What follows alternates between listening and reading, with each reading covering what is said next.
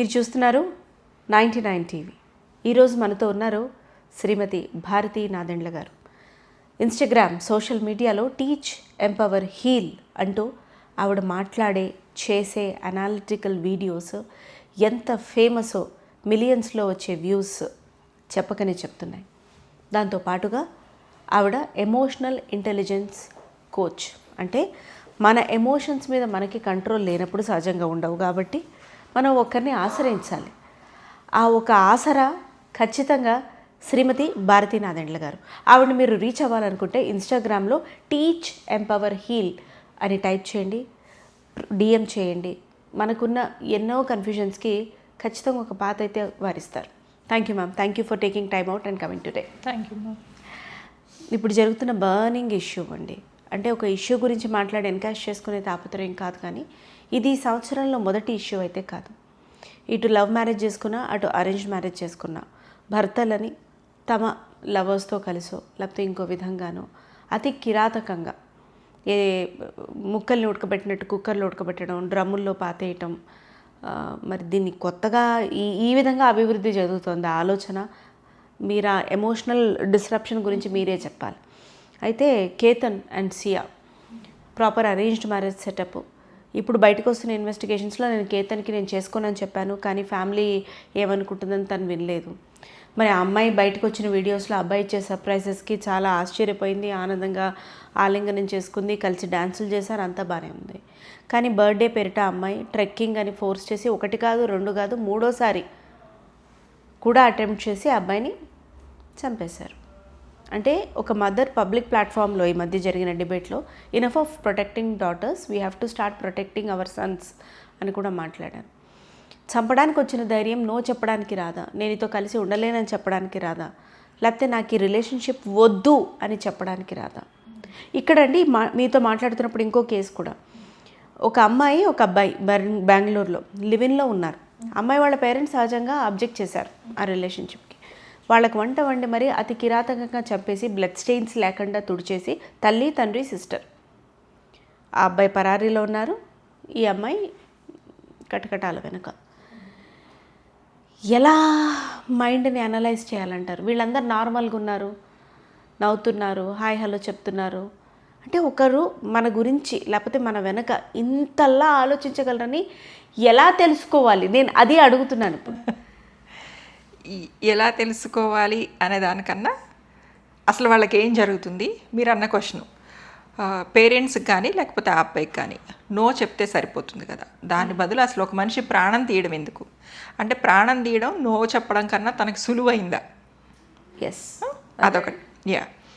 తర్వాత ఇలా చెయ్యాలంటే అసలు వాళ్ళకి ఏం జరుగుతుంది బ్యాక్డ్రాప్లో? మీరు ఎమోషనల్ ఇంటెలిజెన్స్ అన్నారు కదా, సో సైకలాజికల్ ఇంపాక్ట్స్ చెప్దాం ప్లీజ్. ఆ తర్వాత ఇంకొక పాయింట్ ఏం చెప్తానంటే, అసలు ఇంతవరకు రావడానికి మన మెంటాలిటీసు ఏమేమి ప్రోత్సహిస్తున్నాయి, ఏమి రీజనింగ్స్ అవుతున్నాయి, వీటి గురించి మాట్లాడుకుందాం.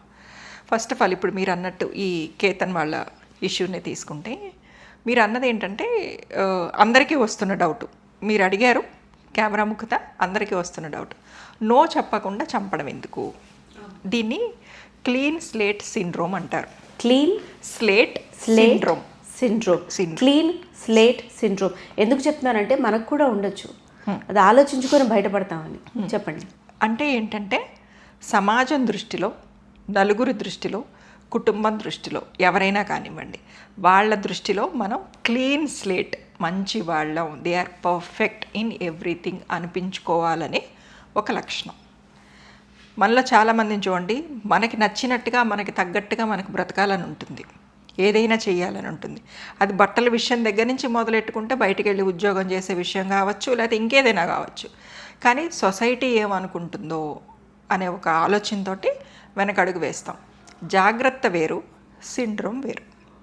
సో ఇక వీళ్ళు ఆ క్లీన్ స్లేట్ అనే పదం కోసం, అంటే అందరి దృష్టిలో పర్ఫెక్ట్ అనిపించుకోవడం కోసం ఎంతకైనా తెగిస్తారు. కాబట్టి దీన్ని సిండ్రోమ్ అనాల్సి వచ్చిందనమాట. సో ఈ అమ్మాయిలో ఈ లక్షణాలు కనపడుతున్నాయి. అందుకని ఇప్పుడు తల్లిదండ్రులకు కనుక నేను వేరే వాళ్ళని ఎవరినన్నా ప్రేమించాను, మీరు చూపించిన పెళ్ళి నాకు వద్దు అంటే ఇమీడియట్గా తల్లిదండ్రులు మా పెంపకం ఇలా ఉందా, మమ్మల్ని కాదని నువ్వు ఇంకొక పెళ్ళి ఎలా చేసుకుంటావు, ఇలాంటి ఘర్షణ అంతా వస్తుంది. సొసైటీ వైపు నుంచి కూడా తల్లిదండ్రులు అంత మంచి సంబంధం కుదిరిస్తే అది కాదని ఎవరినో ప్రేమించిందిట వాళ్ళని చేసుకుంటానంటోంది అని సొసైటీ నుంచి కూడా తనకు ఒక బ్లేమ్ వస్తుంది. వీటన్నిటి నుంచి తప్పించుకోవాలంటే ఏం చేయాలంటే తన స్లేట్ క్లీన్గా పెట్టుకోవాలి. Okay, right. ఇప్పుడు వీళ్ళిద్దరి మధ్యలో అంటే ఈ సియా అనే అమ్మాయికి ఆ అమ్మాయి లవర్కి మధ్యలో వచ్చే ఫస్ట్ ఐడియా ఏంటంటే దీన్ని రోమియో జూలియట్ కాన్సెప్ట్ అంటారు.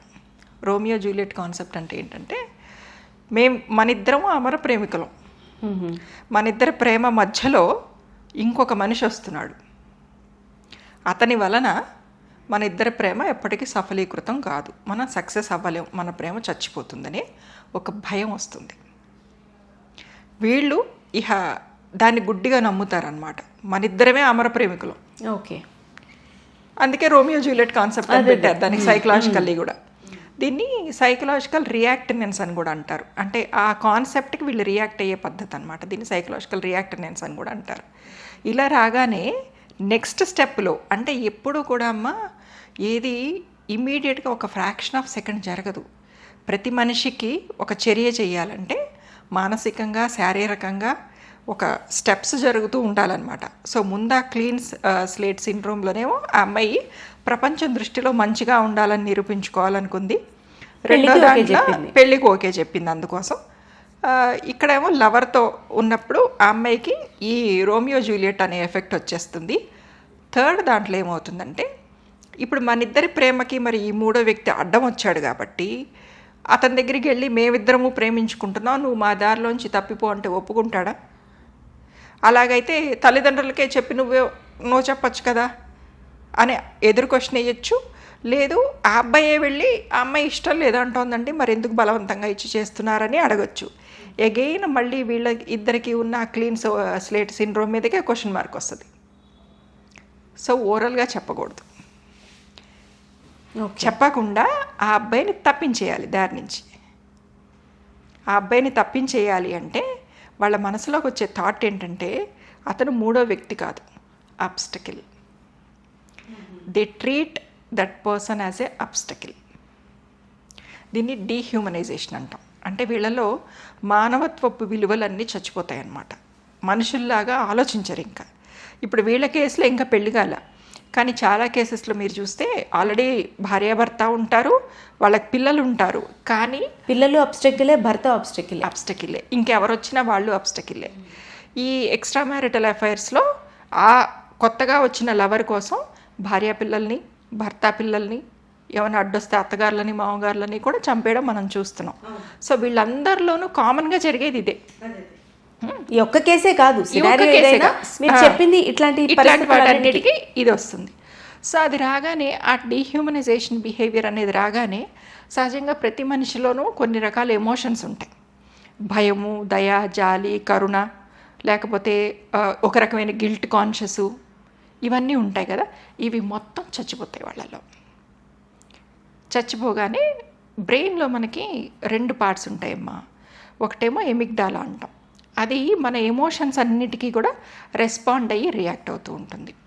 ఇంకొకటి ప్రీఫ్రాంటల్ కార్టెక్స్ అంటాం, అదేంటంటే ఎనలైజ్ చేస్తుంది, నువ్వు చేస్తుంది కరెక్టా కాదా, ఇది చేస్తూ ఉంటుంది అనమాట.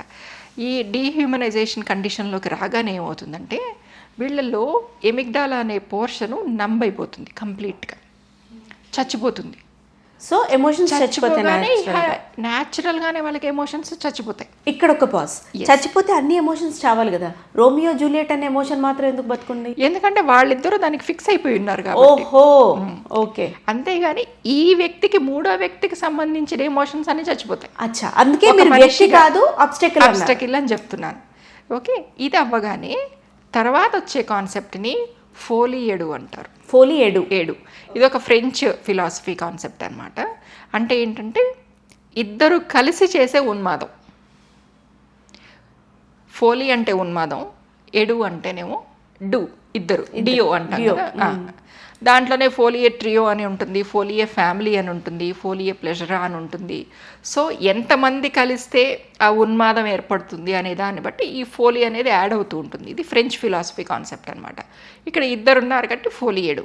మీరు చూస్తే కొన్ని వీటిలో సందర్భాల్లో ఒక ఫ్యామిలీ అంతా కలిసి ఒకటే ఉన్మాదంలో ఉంటారు. అవును, లేకపోతే ఈ జాంబిక్ లాంటి సినిమాలు ఏమన్నా చూస్తే ఒక గ్రూప్ మొత్తం ఒకే ఉన్మాదంలో ఉంటారు. సో వీళ్ళందరికీ కూడా ఈ ఫోలీ అనే పదం టెక్నికల్గా అన్నమాట. సో ఈ ఫోలియేడు అనే కాన్సెప్ట్ వచ్చినప్పుడు ఏమవుతుందంటే వీళ్ళిద్దరూ ఒకళ్ళనొకళ్ళు మిర్రరైజ్ చేసుకుంటారు. ఎలాగా మిర్రరైజ్ అంటే ఎలా చేసుకుంటారంటే ఒకళ్ళు డామినేటింగ్ ఉంటారు. ఫర్ ఎగ్జాంపుల్ మన ఇద్దరమే అనుకుందాం, మన ఇద్దరిలో మీరు కొంచెం డామినేటింగ్ నేచర్ అనుకోండి, బై నేచర్ మీరు డామినేటింగ్ నేచర్ అనుకోండి. So you will instruct me and I will follow. Yes, I will follow. Plan చేస్తారు. ఏంటి మర్డర్ ప్లాను, ఎస్కేప్ ప్లాను. అతడు సినిమాలో కనుక మహేష్ బాబునో అతను సోను చేసినట్టు, సోను సూద్ అనుకుంటా అతని పేరు, వాళ్ళిద్దరిలో కూడా చూసారా ప్రతి మర్డర్ ఒకళ్ళు చేస్తారు, ఎస్కేప్ ప్లాన్ ఒకళ్ళు చేస్తారు. సో ఈ ఫోలియేడు అనే దాంట్లో కూడా మర్డరు, ఎస్కేప్ ప్లాను, దాని తర్వాత జరిగే పరిణామాలు, ఇద్దరూ కలిసి ఎలా ఎదుర్కోవాలి, ఇలాంటివన్నీ కలిసే చేస్తారు. వీళ్ళని కనుక మీరు సపరేట్ చేశారనుకోండి వాళ్ళకి ఇండివిజువల్గా మర్డర్ చేసేంత ధైర్యం అసలు ఉండదు. కలిస్తేనే ఆ ధైర్యం వస్తుంది. అందుకే ఆ కాన్సెప్ట్ పేరే ఫోలియేడు అనమాట. దానివల్ల ప్రేమ అనుకుంటున్నారు, దానివల్ల ప్రేమ అనుకుంటారు. He'll complete me, she will complete me, ఇట్లాంటి మాటలు. ఎస్. సో ఆ సందర్భాల్లో ఒకవేళ ఏమన్నా పొరపాటున వాళ్ళిద్దరిలో ఒక మనిషి డీలా పడినా మనం చేస్తుంది కరెక్టేనా కాదా అనే థాట్ ఏమన్నా ఒక్క సెకండ్కి వచ్చే అవకాశం ఉందా? అప్పుడప్పుడు ఉంటుంది. అలాంటి థాట్ ఏమైనా వచ్చినా వీళ్ళిద్దరిలో ఆ డామినేటింగ్ ట్రైట్ ఎవరైతే ఉన్నారో వాళ్ళు దాన్ని అరేస్ట్ చేసేస్తారు, డిస్మిస్ చేసేస్తారు. అలా ఏమవ్వదు, మనం చాలా సక్సెస్ఫుల్గా ప్లాన్ చేస్తాం. ఇందులో మళ్ళీ పాప భీతి ఇట్లాంటి, ఎందుకంటే ఆల్రెడీ వాళ్ళ ఎమిగ్డాలా హైజాక్ అయిపోయింది కదా, నమ్నెస్ వచ్చేసింది కదా. ఇంత ఎందుకు కంట్రోల్ తప్పుతోంది మన మైండ్? దీనికి రీజన్స్లో చెప్తా తర్వాత, ఇది నేను ప్రాసెస్లో చెప్తాను. సో ఇలా అయిన తర్వాత ఏమవుతుందంటే వాళ్ళకి వచ్చే థాట్ నెక్స్ట్ స్టెప్లో దాన్ని హైపర్ ఫిక్సేషన్ అంటారు. హైపర్ ఫిక్సేషన్ అంటే మేము ఒక ప్లాన్ని ఫిక్స్ చేసాం, ఎస్కేప్ ఫిక్స్ చేసాం, అది మేము అనుకున్నట్టే జరుగుతుంది. ఓకే, ఎక్కడా కూడా 1% కూడా పొరపాటు జరిగి క్లూ ఎక్కడన్నా దొరికితే, పొరపాటు జరిగి పోలీసులు ఏమన్నా పట్టుకుంటే, తర్వాత శిక్ష వేస్తే మన లైఫ్లో ఏమవుతాయి, ఈ ఎనాలసిస్ ఏది పనిచేయదు వాళ్ళకి. ఓకే, ఆ హైపర్ ఫిక్సేషన్ అనే థాట్లో. సో వాళ్ళు ఏదైతే అనుకున్నారో దాన్ని ఇన్ఫ్యాక్ట్ వాళ్ళు విజువలైజ్ కూడా చేసుకోగలుగుతారు. మేము ఇలా చేయాలనుకుంటున్నాం, వాడు ఇలా చచ్చిపోయాడు, తర్వాత మేము అనుకుంటున్న ప్లాన్ ఇది. ఈ హోల్ ప్రాసెస్ ఈ హైపర్ ఫిక్సేషన్ అయిపోయిన తర్వాత వాళ్ళు ఏమనుకుంటారంటే, ఫనీగా అనిపిస్తుంది యాక్చువల్గా. అప్పుడు తల్లిదండ్రుల దగ్గరికి వెళ్ళి అమ్మాయి ఇలాగా పొరపాటున ఇద్దరం ట్రెక్కింగ్కి వెళ్ళాము, మీరు చెప్పినట్టే నేను ఒప్పుకున్నాను, పెళ్ళికి ట్రెక్కింగ్కి వెళ్ళాము లేకపోతే ఇంకెక్కడికో వెళ్ళాము, అక్కడ కాలు జారి పడిపోయాడు అని అనేసి బోరున ఏడ్చి సొసైటీ దృష్టిలో అయ్యో పాపం తల్లిదండ్రుల మాట విని పెళ్ళి కను కూర్చున్న అమ్మాయికి ఎంతదయింది అని సొసైటీ సానుభూతి, తల్లిదండ్రుల సానుభూతి అన్నీ వచ్చిన తర్వాత కొంతకాలం తర్వాత అప్పుడు నెమ్మదిగా నాకు ఒక అబ్బాయి ఇష్టం అవుతోంది, నేను అతను పెళ్లి చేసుకుంటానన్న ప్రపోజల్ నెక్స్ట్ స్టెప్లో పెడతారు.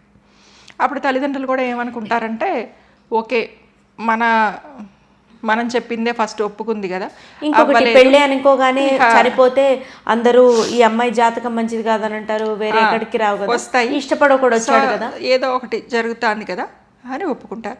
సో తను ఫస్ట్ అనుకున్న ఆ క్లీన్ స్లేట్ క్లీన్గానే ఉండిపోయింది. ఈ అమ్మాయి చాలా మంచిది. ఇక్కడ ఏదో ఒకటి వీళ్ళకి సంబంధించి బయటపడుతుంది. ఎగ్జాంపుల్ ఈ అమ్మాయి కేసే తీసుకోండి, తను డ్రింక్ చేసే హ్యాబిట్ ఉంది అనేది కొన్ని వీడియోస్ బయటకు వచ్చాయి. అండ్ ఇన్లాస్ కూడా చెప్తున్నారు అది మా పేరెంట్స్ దాచిపెట్టారు. పేరెంట్స్కి కనీసం అవగాహన ఉండదంటారా, మైండ్ మన పెంపకంకి విరుద్ధంగా వెళ్తోంది ఆర్ వెళ్తున్నాడు ఆర్ ఇది కాదు? ఎందుకంటే పిల్లల్లో ఉండే అతి చిన్న కదలిక పేరెంట్స్కి తెలుస్తుంది అంటారు కదా మ్యామ్. ఈ రోజుల్లో అన్ని సందర్భాల్లోనూ కాదని అంటాను నేను. ఎందుకంటే గుమ్మం దాటే వరకు ఉండే బిడ్డకి, గుమ్మం దాటిన తర్వాత ఉంటున్న బిడ్డలకి చాలా తేడా కనిపిస్తోంది ఈ రోజుల్లో. సో మన కళ్ళ ముందు తిరుగుతున్న పిల్లలు బయటికి వెళ్ళి ఎలా ఉంటారో మనకు తెలీదు. సో ఇది 100% కరెక్ట్ కాదు. అయితే అసలు ఇలాంటి నేచర్స్ డెవలప్ అవడానికి రీజనింగ్ ఏమవుతుంది, ఇది మాట్లాడుకుందాం. ఎందుకంటే ఎప్పుడూ కూడా ఒక జబ్బు వచ్చేసిన తర్వాత దాన్ని ట్రీట్ చేసుకోవడం కన్నా ప్రివెంట్ చేసుకోవడం బెటర్ కదా. బేసిక్గా పేరెంటింగ్, మళ్ళీ నేను బాక్స్ అమ్మాయిని కాబట్టి అది కూడా చెప్తా. చిన్నప్పటి నుంచి కూడా తల్లిదండ్రుల మధ్యలో ప్రేమాభిమానాలు, సఖ్యత, తర్వాత ఒకళ్ళంటే ఒకళ్ళకి గౌరవం, మోరల్ ఇష్యూసు, సొసైటీ పట్ల ఒక బాధ్యత ఇవన్నీ లేకుండా పిల్లల్ని మెకానికల్గా కని పెరుగుతున్నారులే, వాళ్ళకి మనం ఫైనాన్స్ చేస్తే సరిపోతుంది అనే మైండ్ సెట్ ఉన్నప్పుడు ఆ పిల్లలు ఒక టాక్సిక్ ఎన్విరాన్మెంట్లోనే పెరుగుతున్నట్టు లెక్క. ఇది ఒక రకమైన పేరెంటింగ్. అయితే రెండో పేరెంటింగ్ ఏంటంటే వీళ్ళు అడక్కముందే వీళ్ళు పెన్సిల్ అడిగితే వాళ్ళు పెన్ను కొనిస్తారు. వీళ్ళు 10 రూపాయలతో ఒక వస్తువు ఏదైనా కొనుక్కోవాలంటే వాళ్ళు 100 రూపాయలు ఇస్తారు. వాళ్ళ మైండ్ సెట్ ఏంటంటే మేము జీవితంలో ఇప్పటివరకు కష్టపడుతూ వచ్చాం కాబట్టి మా బిడ్డలు ఇలాంటి కష్టం ఫేస్ చేయకూడదు, కాబట్టి వీళ్ళకి మేము ఓవర్గా ప్రొవైడ్ చేద్దాం అనే ఆలోచన వాళ్ళకు ఉంటుంది. దీనివల్ల పిల్లల్లో ఏమవుతుందంటే మనం అడిగిందంతా మనకి దక్కుతోంది కాబట్టి ఎవరైనా నో చెప్పినా వీళ్ళకి నో చెప్పాలన్నా దాన్ని తీసుకోవడం చేత కాదు. ఓకే. సో ఈ రెండు కరెక్ట్ కాదు. పేరెంటింగ్ అనేది చాలా బ్యాలెన్స్డ్గా ఉండాలి. టాక్సిక్ ఎన్విరాన్మెంట్లోనూ పెంచకూడదు, అలాగే ఓవర్ ప్రొటెక్షన్ పద్ధతిలోనూ పెంచకూడదు. Over protection and over providing పద్ధతిలోనూ పెంచకూడదు. ఇంకొకటి ఎస్పెషల్లీ మీడియా, సోషల్ మీడియా ప్రతిదాన్ని నార్మలైజ్ కిందకే మన బ్రెయిన్ తీసుకునే అంతలా మనం రిపీటెడ్గా ఒక కంటెంట్ని చూపిస్తున్నాం. అవును. దానివల్ల ఆ పిల్లలకి అది తప్పు అని తెలీదు, దాన్ని నార్మల్ అనే అనుకుంటారు. ఎంతవరకు చూపించాలి, ఎంతవరకు చూపించకూడదు అనేది అసలు లిమిట్ లేకుండా పోయింది. ఒక ఎగ్జాంపుల్ చెప్తా. రీసెంట్గా ఒక పేరెంట్స్ ఒక బాబుని తీసుకొచ్చారు నా దగ్గరికి. వాడికి సుమారు 5-5.5 ఏళ్ళు ఉంటాయి. వాడిని తీసుకొచ్చినప్పుడు కంప్లైంట్ ఏంటి అంటే అంతకుముందంతా లేదండి, కానీ రీసెంట్గా వాడు స్కూల్లో ప్రతిదీ దొంగతనం చేసి తీసుకొస్తున్నాడు. పెన్సిలు, పెన్ను, పక్క వాళ్ళ ఇవి వాళ్ళని కొట్టడం ఇవి చేస్తున్నాడు. అడిగితేనేమో నా హీరో ఇలా చేశాడు, వాడిని హీరో అన్నప్పుడు నన్ను ఎందుకు అనరు? ఓకే. అంటే వాడిని తీసుకొచ్చారు. ఏమన్నా చెప్పచ్చా, చెయ్యొచ్చా, భయమేస్తోంది, టీచర్స్ నుంచి కూడా కంప్లైంట్స్ వస్తున్నాయి, మీ వాడు ఇలా చేస్తున్నాడు, అంతకుముందు ఇలా లేడు అని. ఆ అబ్బాయి నేను మాట్లాడుతూ ఉన్నప్పుడు సందర్భంలో అడిగితే వాడు ఏమంటాడంటే, ఆంటీ నేను ఒక హీరోకి పిచ్చ ఫ్యాన్ని, వాడు స్మగ్లింగ్ చేస్తే నేషనల్ అవార్డు ఇచ్చారు, నేను పెన్నే కదా కొట్టేశా, నన్ను ఎందుకు మీ దగ్గరికి తీసుకొచ్చి కూర్చోబెట్టారు? నేనేం చెప్పాలి అబ్బాయికి? ఒక పక్క కింద పొగదాగుట హానికరం, మద్యం సేవించుట హానికరం అని క్యాప్షన్స్ వేస్తున్నారు, టైటిల్స్ వేస్తున్నారు. కానీ కోట్లాది జనం అంటే హీరోగా అభిమానించే వాళ్ళేమో పొగలు రింగులు వదులుతూ పైన తాగుతూ కింద క్యాప్షన్ వేస్తే అందరూ మనుషులు హీరోని చూస్తారా, క్యాప్షన్ని చూస్తారా? హీరోని చూస్తారు, దాన్ని హీరోయిక్గానే చూస్తారు. మరి హీరో చేసింది తప్పు కానప్పుడు నేను చేస్తే తప్పేంటనే కదా ఆ పిల్లాడు అడిగాడు. అవును. మీరు చెప్పిన ఇందాక ఒక సినిమా కూడా ఒకరు మర్డర్ చేస్తే ఇంకొకరు ఎస్కేప్ ప్లాన్ చేస్తారు అనేది కూడా super duper hit cinema. And అది ఒక ప్రముఖ ఛానల్లో ఎవరిని ఏం తప్పు పట్టట్లేదు, బట్ డే టు డే బేసిస్లో వస్తుంది. అది హిందీ వాళ్ళు చూసారా, తెలుగు వాళ్ళు చూసారా, మలయాళం వాళ్ళు చూసి పక్కన పెట్టండి. అట్లాంటి ఇన్స్పిరేషన్ తోటి ఎన్నో సినిమాలు వచ్చాయి. Hero profession, heroine profession, main character ఆర్టిస్టుల ప్రొఫెషన్ కూడా ఇట్లా విధాలుగా చూపిస్తున్న సందర్భాలు, దాని చుట్టూ అల్లుకుంటున్న కథలు, ఎప్పుడో ఎండింగ్లో రియలైజేషన్, ఇలాగే కథాంశం ఉంటుంది. మీరు 3 గంటల సినిమాలో 2 minutes 50 seconds క్రైము, న్యూడిటీ మొత్తం చూపించి ఆ లాస్ట్ 10 minutes ఇది చేయడం తప్పు అంటే ఎవడి బుర్రకి ఎక్కదు. మీరు చెప్పిన దాన్ని బట్టి చూస్తే సమాజం పట్ల ప్రతి ఒక్క జీవికి బాధ్యత ఉంది. ఎస్ అమ్మ, especially media and social media plays an important role. Camera ముందు మీరు ఉన్నారు అంటే మీరు మాట్లాడే మాట ఎదుటి వాళ్ళ మనసులోకి ఎంత దూరం వెళ్తుంది అనేది ఆలోచించుకోవాలి. You're right. So this also reminds me అందరూ మన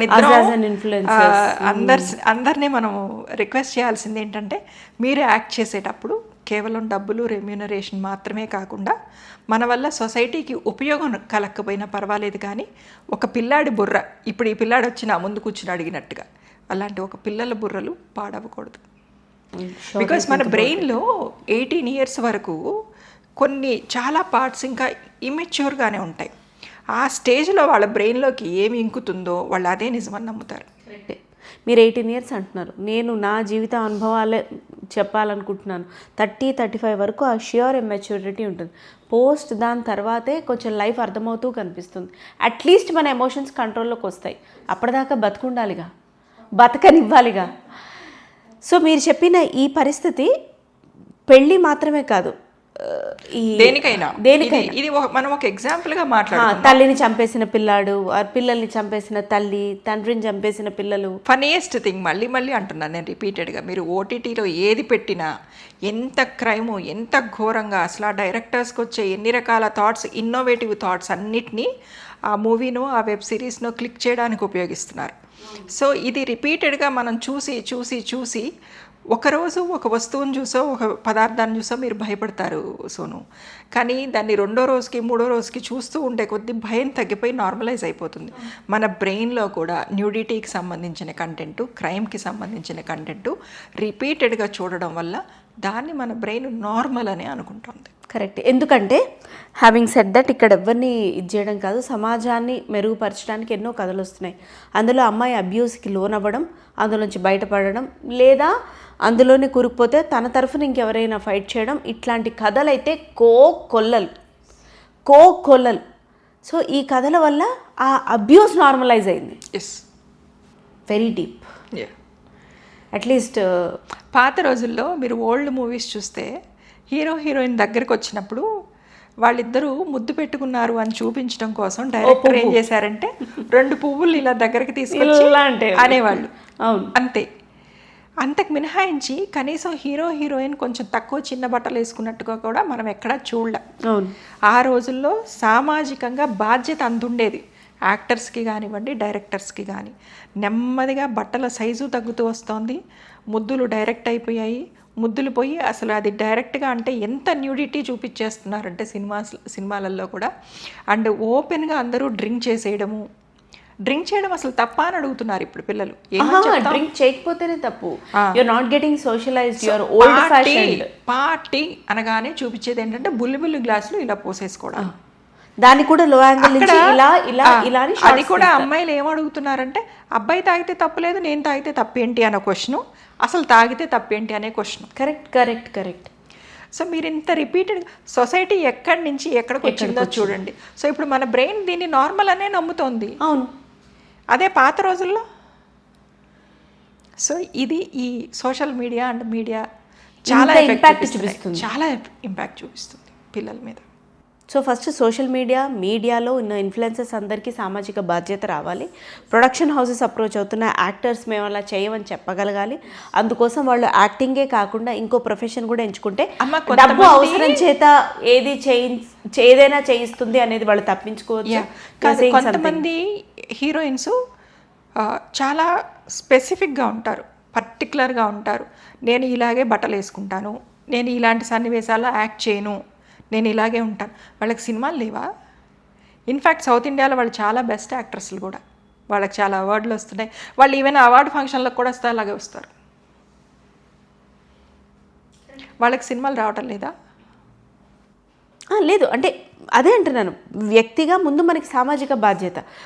ఒకవేళ సినిమాలు సోషల్ మీడియాలో షైన్ అవ్వలేదు అనుకుందాం ఒక మాట, బట్ దాని తర్వాత ఏం చేయాలి అని ప్లాన్ బి ఖచ్చితంగా ఉండాలి ప్రతి హ్యూమన్కి.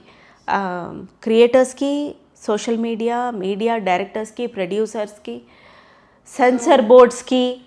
మీరు పూణే మర్డర్ కేసు అని మొదలు పెడితే ఎక్కడ దాకా వస్తుందో చూడండి. ఎందుకంటే బయట అందరికీ కనిపించే చెట్టే కనిపిస్తుంది, కానీ దాని కింద రూట్స్ ఎంత కిందకి వెళ్ళిపోయాయి అనేదే మనం డిస్కస్ చేసుకోవాలి. నో, ఇది కరెక్ట్. ప్రతి తల్లిదండ్రి, ప్రతి హ్యూమన్ బీయింగ్లో చేంజ్ వచ్చినప్పుడే ఇట్లాంటి క్రైమ్స్ ఆగుతాయి. అయితే ఇంకో టాపిక్ కూడా ఉందండి, అది తర్వాత ఎపిసోడ్లో మనం మాట్లాడదాం. ప్రస్తుతానికి thank you so much. Welcome.